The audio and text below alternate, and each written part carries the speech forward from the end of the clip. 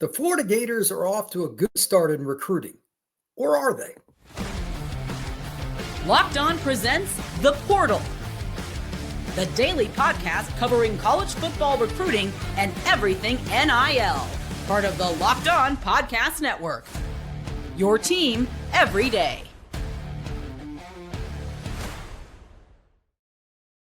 Welcome back into The Portal. I am your host, Brian Smith, longtime college football recruiting analyst and writer. Thank you for making The Portal your first listen each and every day. I'd love to have you in each and every day moving forward to talk recruiting and some of the transfer portal and some NIL.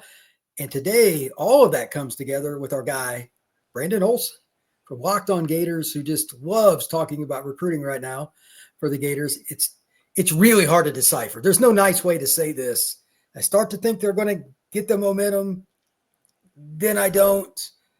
Brandon shaking his head for those of you that are listening to this podcast. Brandon, what's going on, man? How you been? Would be a lot better if Florida had some more traction on the recruiting trail, which I understand, it's February. We were doing the same song and dance last year and Florida didn't have a ton.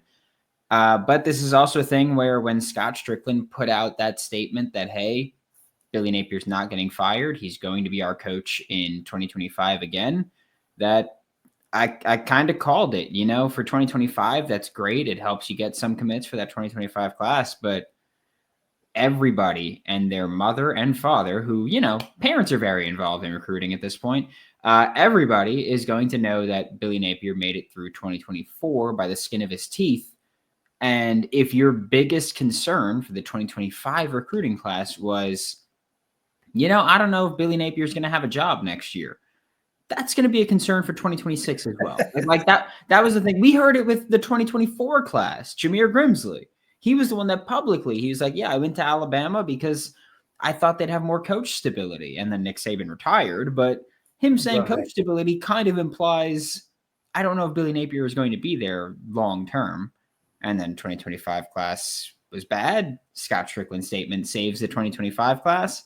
But 2026, you're going to be going through the same thing until you prove yourself on the field during the season. I 100% agree. And to that point, here's something that's really important. If they would just have a good spring, bring in the right guys, at least get themselves in a position with all these unofficial visits. Right now is a dead period for people that don't know. March 1st, 2nd, something like that, it starts up again. If they can get kids in, I've said this a million times, Florida is a top 5 job if you do it right. It's not hard. It's in Florida. It's the state university. It's in Gainesville. It's a nice campus. They have history. They got a cool stadium, and they have still screwed it up. So I know that kills you, but as a Gators fan, but tell me the following, just yay or nay. They will use NIL properly this summer to finalize deals for the big name guys. Yay or nay? No, that means no. So I'm gonna say maybe. I can't even. So here's my thing with yay or naying that one is that they've just made multiple front office hires. So sure. Billy doesn't have as much. He's obviously going to have a ton of control, but Billy's not doing as much of that legwork there. They hired Ben Elsner from the 33rd team. They hired Nick Polk, formerly of the Atlanta Falcons, for almost 2 decades and spent the past year or two with Athletes First, so a sports agency. So maybe. I do think that having those guys means that Florida just might spend more on offensive tackle, edge, quarterback, wide receiver, and cornerback. Analytics tell you those are the most important positions in football. Nick Polk was with Thomas Dimitroff for almost 2 decades with the Atlanta Falcons.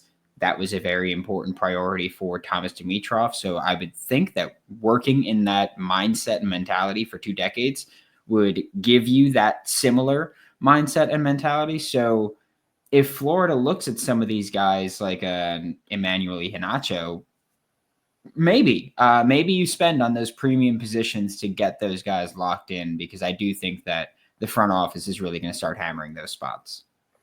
Well, I find it interesting because they're in on a gazillion guys. You and I were talking before the show about some of their official visits. They've got 5 offensive linemen, a key spot for them in this class, lined up according to 24/7 Sports. Shout out to them for keeping the list together for all the OVs. But that's a great sign. Bear McWhorter, a kid that I just saw this past weekend at Under Armour. He's a really powerful player from the state of Georgia. By the way, his dad, ironically, went to school with Billy. Can't make this stuff up. That's so random. But they have a shot at kids like that all over the South. And then in-state, they already got 3 kids committed. One may not end up committed. We'll see if Jalen Waters sticks around. Rumors with Miami are pretty hot and heavy. But they've got good players. Will Griffin's one of the better quarterbacks in the country at a Jesuit in Tampa that I know well, got a cannon for an arm. He's an Under Armour All-American. I think they're in a pretty good spot. It's just to get over the hump, I need to see them do well in the next month or so. That's why I give that they're doing well in recruiting, or are they? That's how I started the intro, and that was not coincidental. I think they're okay, but they got to finalize with getting the kids on campus. And then I think if they're not 100% in on being together on who they want, the management team, Billy and his staff, that's going to be a disaster because then you don't even get to the NIL discussion. That's a problem. Give me a couple of kids that you think they've got a great shot at and why. I think one name that we need to talk about is Braylon Womack from Brandon, Mississippi. He is. Oh, yeah. Yeah, he's someone that when Vinny Sinceri came over from Washington, that was the big thing. They were like, hey, Vinny Sinceri has a fantastic relationship with Braylon Womack. The Florida Gators are now in on Braylon Womack because Vinny Sinceri is here. I feel like if that's the thing you're going to push the day he gets hired, then that's a player that you have to be really in on and you have to feel really good about it. If that's the one player that we go, oh, Florida's going to be in on him because of Vinny Sinceri. You could look at Malik Morris out of Lakeland with someone that Florida has built a lot of traction with. And they've done, look, we can criticize Florida for a lot of things, but their linebacker recruiting has been pretty damn good in the past couple of years. And so Malik Morris being added to that would be huge. You mentioned Bear McWhorter. I feel like when we talk about Bear now, we have to talk about the Billy Napier playing with his dad thing because, I mean, we've gone on this show 1,000 times saying relationships matter in recruiting. And I do feel like that's having a pretty good relationship with a parent when parents are involved in this process. Yeah, Anna Hickey from 24/7 Sports reported that in an interview. She was at the event that I was at. I didn't interview Bear, but she did. It's a shout out to her. But that's important. He made some kind of comment like, I've known him most of my life or something like that. That has to help. Can Florida's O-line recruiting take a step up with what I would consider to be a subpar recruiter as the O-line coach? I know they got other people helping, but he's not a closer. Most O-line coaches are not the most cute and cuddly guys when it comes to recruiting. But again, this is Florida. It shouldn't be that hard. And they need players there. So, I mean, I'll just go down the list of a couple of the guys that they have set up for visits. And I don't know all these guys personally, but like Chancellor Barclay is a kid I do know. First Academy is an interior offensive lineman. I think it will be Clemson or Florida. You can't lose a kid like that. That's a really good player. And I think he's a 4-star level player. Not everybody has him ranked that, but he's really good. They got him coming in. They got Brandon Anderson, a kid that was at Under Armour, a big, powerful player. Needs some time in the weight room, kind of change his body, but he's got the frame. Zyke Helton, another kid from Georgia, really talented player, plays at Carrollton. He's coming in for a visit. That's a great start, and that's not all. They got Johnny Jones from Berkeley Prep coming in. They've got Ginevra Carr coming in from IMG Academy, a pure power player. They have the guys. If they can't close with their need on O-line, they got to make a change at O-line. I'm sorry. You have to be able to get kids like that at UF. Most of these kids are fairly local. Most of them have built a relationship by coming on campus. So that's really important. When we come back, we're going to talk about any possible commitments, anything we think that's going to happen in the next month or two. That is next here on The Port.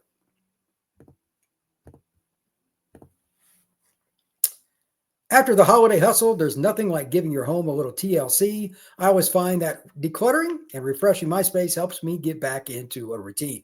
Whether you're tidying up, clearing out, or just want to give your space a new look to start the year, Wayfair has everything you need, all within your budget. And I can explain that firsthand. I needed a computer desk. Wayfair delivered it for free. It was right to my door. It's exactly what I ordered. and it was for under $130. And it's an L-shaped computer desk. It's got a spot for the printer. It's got everything that I wanted, and it was just like it was supposed to be. And that makes it very nice because I don't always get that when I order online. Wayfair did a great job. There's also every style for every home. It doesn't have to be what I want. Whatever you want, you can find it on Wayfair too.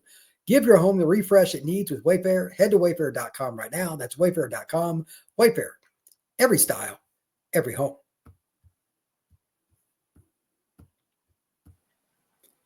All right, Brandon, put you on the spot. If you had to pick a couple of, I'd say 2-3 guys, best bets to be a Gator before the summer over, who would you go with? These are probably guys that are going to visit next month because they're not visiting in March unless it's a kid from far, far away. There's a few of those, but who would you go with as guys that Gator fans should look out for?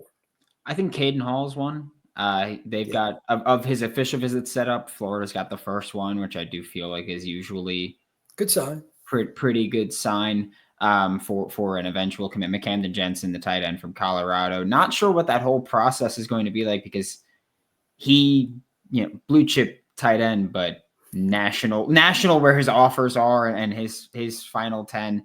And Isaiah Williams is one that we're always going to talk about. He's someone who's been very open about, loves Florida, loves what they've done, loves the defensive coaching staff that he spoke to a ton last year, but never really finished off a flip. I feel like those are some names that you've got to look at and say, okay, Florida's in there. Caden Prothro is someone that they've put a lot of effort into. Russ Callaway, co-OC / tight ends coach. Rumor is he's going to get the full OC title, not play calling duties, but full OC title. And I do think that he's spent quite a bit of time with Caden Prothro and Russ Callaway. So trying to land him there, it's going to be tough, obviously, getting a tight end out of the state of Georgia when the University of Georgia is recruiting them. But I do think that those are some names that Florida should be looking forward to making some progress with over the next little bit. What about Hezzy Kent, the kid out of Brunswick, Georgia? They can't take every tight end. Florida's got him on campus for an OV May 30th. It's another kid. Like, he's a really athletic guy. Big guy, could end up being an offensive lineman, but what do you think? They always steal a couple kids that Georgia really wants out of the Peach State. It's kind of weird because Georgia will go just house them on the field and then get beat by them in recruiting. It's so weird. What is the deal with that? Hey, I mean, look, I will criticize Billy Napier for a billion things. I will criticize his coaching staff for a billion things. But every time I've spoken to them, heard them speak, they sound like they're just really genuinely nice people. And that helps when you talk about recruiting and you talk about the relationship building process with parents, especially. Like, we hear it every year. Oh yeah, the parents love Billy. The parents love that Billy texts my kid's mom every day. Billy does it. Like, they are really good at hammering home the parents part of this. And look, I spoke to a couple of recruits' parents last week, 2 weeks ago, and they were like, oh, during the recruiting process, like, Billy was a huge part of it. Like, he's such a great guy, and he was always contacting us. Like, it's just that not being pushy, but being persistent and giving off just genuinely nice vibes. Look, I spent all fall going, hey, like, I think it's time for Florida to move on from Billy Napier. And when I saw Billy at the Senior Bowl, he was just like, hey, like, I'm the head coach of Florida. It comes with the territory. Like, I get, like, I basically said that you should be fired. And you're like, yeah, man, it's cool. Like, I get it. That kind of stuff is just, they seem like great people. I wish they work out. It's just a matter of actually working out. What about Samarian Wingo out of St. Aug? He's a receiver, Miami, Florida. He's got a ton of offers. Florida has built quite a wide receiver room, to be honest with you. It's pretty impressive right now. They need at least one guy every year. I mean, it's again, this shouldn't be hard. In Florida, if you struggle with wide receiver recruiting, the entire staff should be fired. Yep. That's kind of how I look at it. You could be a dead goat and recruit receivers to the swamp, in my opinion. Anybody, him or anybody else at wide receiver, you feel like, okay, we got a real shot here. Yeah, I mean, I feel like Samarian Wingo would be a guy. Jabari Brady would be another name that we're going to talk about. And these are all guys that they can commit tomorrow. And I think you and I would sit here and go, I'll see where they sign on signing day. Right. They're Florida kids. Yeah, Florida kids, when it's a Florida, Miami, Florida State, if you have 2 of those 3 schools in the mix, yes, I'm not counting you out until you've signed that paper. And even then, I might be a little concerned that you're going to request a release from there. So I do think Florida has a really great selling point right now when we talk about receivers with any of the other in-state schools of just, you've got DJ Lagway. 100%. You've done a great job recruiting receivers. And if we're going to negatively recruit, I think Florida has a really good negative recruit over both Miami and Florida State here, where they could just say, like, you could say everything Cam Ward did, and that was great. He had a fantastic year. But you can always look at these receivers in high school and say, and we know how negative recruiting goes, but for Florida, you can look at them and say, hey, you don't know who's going to be your quarterback. Like, they can tell you, hey, this is who we have. But both of these schools have consistently gone into the portal to replace a quarterback. So don't listen to them when they say who's going to be your quarterback, because they're probably lying to you at this point with how often they have, again, gone into the portal, gotten a new starting guy that he's your Heisman winner. That's what we're selling. That doesn't matter if you're a high school receiver. You're not going to play with that guy. You don't know who's still going to be on campus or if they're going to over-recruit that position. That's got to be your best selling point if you're Florida when you're talking about any of these receivers or anybody that is involved with quarterback. That's your selling point. Yeah, that's a big deal, man. You got to know, got to have that relationship, and there's got to be confidence in it long term. Last question, and I'll get you out of here on this one, Brandon. Florida, for this class to be successful, again, early signing day will be in early December. That's a long time. If on signing day they have a top 10 class, which again, this is Florida, it should not be that hard. For them to have a top 10 class, besides obviously Billy's doing well on the field so that he gets a vote of confidence again, what do they got to do to win on the recruiting trail? Honestly, I think it comes down to the wins. That's the only thing? Job security. That's the thing. It's the job security. Are you hearing that just come up a lot? Is that what this is? Because I haven't acquired. That's going to be a thing. Yeah. Trust me. Okay, so I was trying to avoid that, but if that's all it is, it's that, or you got to go spend a ton of money on kids. But even then, if you lose games, that's going to go right out the window anyway. We saw it happen with, I'm not going to name specific names, but we saw it happen with kids before. So it doesn't matter. You can go spend the money on these kids in the summer. Look at the 2024 class and how that changed drastically when they started losing games.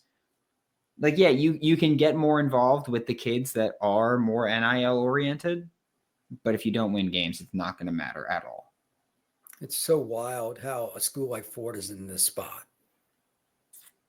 And it's just like hovering. They're just barely treading water. It's the worst.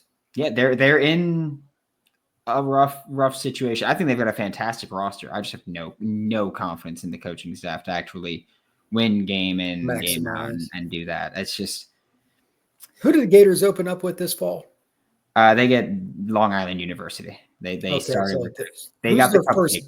Who's their first home game that you're like, okay, this will be interesting? First home game that'll be interesting.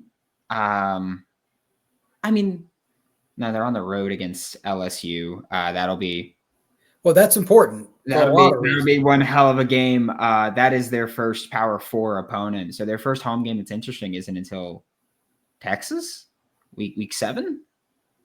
Wow, that is wild. So yeah, the reason I asked that, it's when you have big home games, it's easy to get recruits there. Yep. I mean, if I was a recruit and I lived in the anything Alabama, Georgia, or Florida, I'd at least be interested in going to that game if I could. That's cool.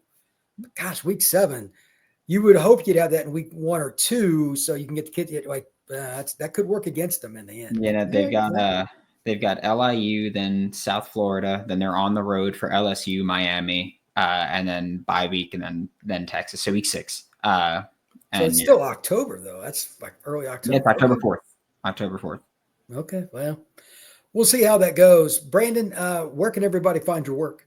Locked On Gators every single day. We're talking about the Florida Gators. Not so much talking recruiting too much right now. Wonder why. Wonder why that one is. But yeah, Locked On Gators every day. All right, brother. You can find us wherever you get your podcast, Spotify, Apple. If you want to find me and get all the links at FBScout_Florida on X, got all the things for Spotify, Apple, and YouTube linked there. Thank you once again. I will see everybody again later today.